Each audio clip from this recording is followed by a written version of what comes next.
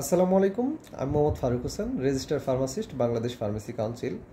আজকে আমি আপনাদের সাথে আলোচনা করব কোষ্ঠকাঠিন্য বা কনস্টিপেশন। কনস্টিপেশন আমাদের মধ্যে অনেকে আছেন যারা কনস্টিপেশনে আক্রান্ত।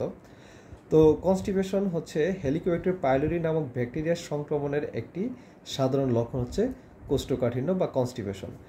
আর এই কনস্টিপেশন হচ্ছে আপনার মলকে শুষ্ক ও শক্ত করে ফেলে, যা পাস করা কঠিন হয়ে যায় আপনার জন্য।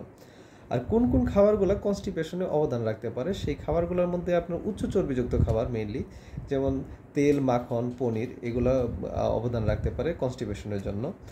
আর এর ট্রিটমেন্ট হিসেবে আমরা কি কি ইউজ করতে পারি? ফার্স্ট অফ অল, আমরা বাল্ক ফর্মিং ল্যাক্সেটিভ, যেটাকে বলা হয় সাইলিয়াম বা স্পাগুলাহাস, ইসুবগুলের বসি, এটা ঘরোয়া উপায়ে খুব ভালো ধরনের ঔষধ কনস্টিপেশনের জন্য, যেটা আপনার উচ্চ ফাইবারযুক্ত খাবার।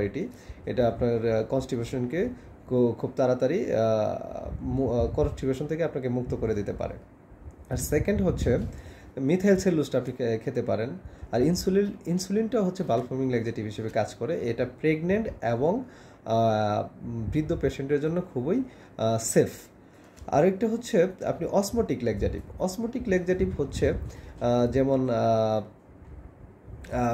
গ্লিসারিন, তারপর হচ্ছে লেকটোলোজ। গ্লিসারিনটা হচ্ছে আপনার শিশুদের জন্য খুবই সেফ। আর লেকটোলোজ যদিও আপনার হ্যাপাটিক ইনসেফালোপ্যাথি তৈরি করে, যেটা ব্লাড অ্যামোনিয়া লেভেলটা কমিয়ে দেয়।